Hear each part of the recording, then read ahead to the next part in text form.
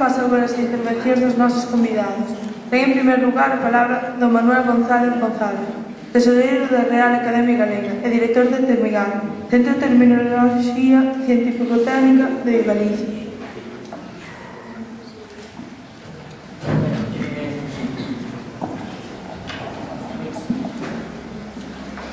Boas tardes a todos. Moitas grazas polo convite que me fixeron para poder estar hoxe aquí en un momento tan alegre como é a representación desta obra, que é unha obra colectiva, como xa se dixo, pero que é unha obra modélica. É unha obra modélica non só para Rianxa, para a súa xente, senón modélica para toda Galicia. Isto é importante, sobre todo, cando a iniciativa parte dun centro que é máis ni menos que un centro situado na terra de Castelao, na terra de Manuel Antonio, na terra de Dieste.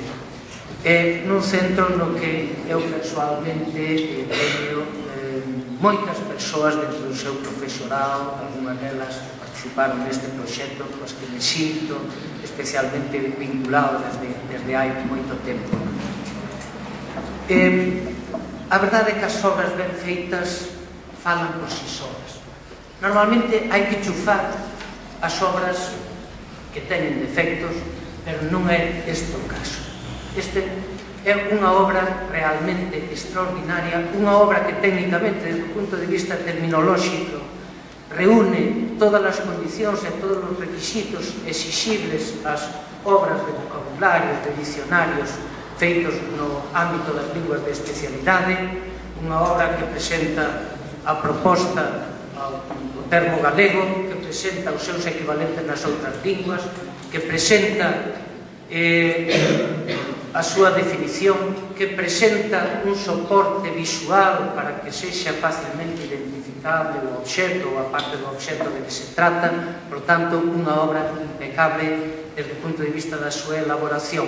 Pero é unha obra tamén impecable incluso desde o punto de vista da súa presentación pública, da súa distribución. Os resultados desta investigación ofrécense a través de láminas, ofrécense a través de un vocabulario en soporte escrito e ofrécense tamén aproveitando as posibilidades que nos dá hoxe a informática a través dunha aplicación informática. Pero é unha obra que ten outros valores moito máis fondos que estes que acabo de mencionar. É unha obra que, no fondo, é unha homenaxe aos nosos pais dos nosos pais, a nosa cultura tradicional. Todos sabemos que as linguas son depósitos nos que se van acumulando os feitos históricos e as vivencias dos povos a través do tempo. Nós sabemos que este territorio que se chama Galicia, esta zona que se chama Rianxo, é, no fondo, un cúmulo de povos que se foron superpoñendo ao longo do tempo. No vocabulario que hoxe se nos ofrece aparecen desde termos prerromanos, termos de orixe celta, termos romanos, latinos, termos xermánicos, termos dos contactos que as xentes destas terras tiveron con mariñeiros e con persoas de outras partes do mundo, incluso de povos nórdicos. É dicir, é en realidade unha manifestación palpable da nosa historia e da nosa vida. É, ademais, a lingua un elemento no que se refliten tamén os saberes das nosas xentes, no que se refliten os nosos modos de vida. Digamos que a lingua é un elemento intrínseco do noso ser, é un elemento no que todos os nosos modos de vida, a nosa visión da realidade queda reflectida. Un elemento fundamental para a valoración da nosa identidade. Pero é, ademais, como xa dixo Tina, un elemento útil para o futuro. É un instrumento terminolóxico importantísimo. Todos sabemos que a sociedade se evoluciona, que os barcos de hoxe xa non se construen como se construían hai 30 anos, que hoxe unha adorna xa non ten a utilización que tiña hai simplemente 25 ou 30 anos, pero, ollo, as palabras que designaban a adorna, as partes da adorna, as palabras que designaban as nosas artes de pesca, ainda que hoxe aparecen novas artes, son palabras que temos que aproveitar e que temos que asegurar a súa pervivencia no futuro precisamente para manter a nosa identidade. E isto é o que se fai precisamente nesta obra, é aproveitar todo o tesouro léxico histórico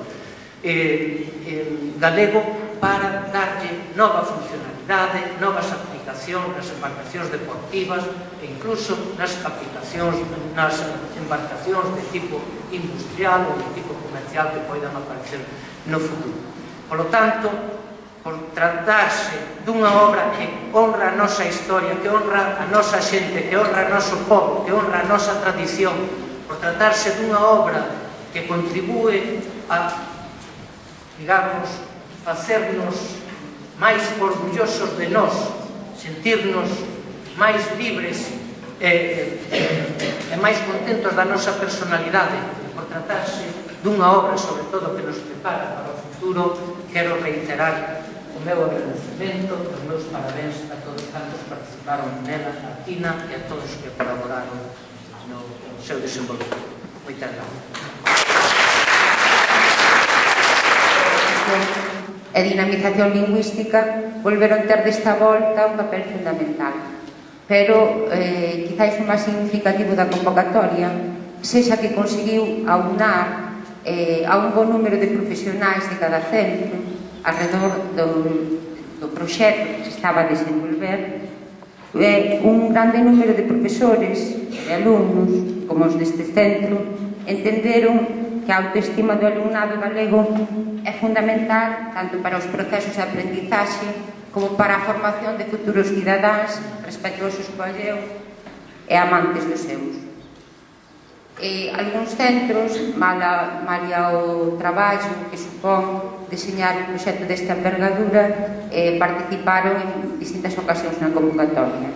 Poucos, como é o caso do Félix Muriel de Rianxo, obtiveron premio cada unha das veces que concorreron.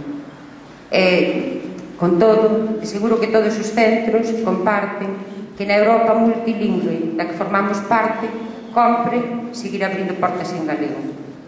A Secretaría Xeral de Política Lingüística agradece a colaboración, a participación, a profesionalidade e Beatriz García Turnes, Mercedes Queixas e eu mesma que participamos desde o comezo na posta en marcha desta iniciativa que nos merece todo o respeto e que nos parece interesantísima, só dicirvos que é para nós un honor. Moitas gracias. Bos días. Para min é un día de alegría e de delicia estar hoxe aquí igual que hai 2 anos. Hai 2 anos, cando vin os primeiros resultados deste traballo de tecnoloxía mariñeira, para min fora un día un tanto especial, porque eu que me criei nunha familia mariñeira, toda a miña familia mariñeira, por parte de nea de pai, durante moitos anos estudiei o galego, pero non o galego mariñeiro. Pero desde aí 12 anos sí que me volquei, se deixar de facer o que facía, en traballos de cultura mariñeira, a literatura do mar. En Brest, en Bretaña, cada 4 anos hai unha especie de olimpiadas da cultura marítima, para que nos entendamos. Pois, hai 2 anos, Galicia era invitada de honra, estábamos preparando unha expedición de barcos tradicionais, 25, e aparte estábamos preparando unha exposición sobre a importancia de Galicia en tomar na cultura galega, na cultura e na economía demais. Eso era daquela. Entón, eu o único que quero dicirvos aquí é, aparte de dar os parabéns a todos, estarei contento por ver os resultados, pois tamén quero regalar para a biblioteca un libro que se chama Roteiros pola poesía de Ramón Cabanillas.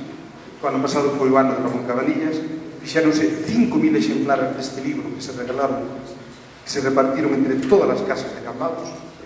Aquí un dos poemas que aparece neste Roteiros pola obra de Cabanillas é precisamente esa elexía fermosísima que Cabanillas dedicou a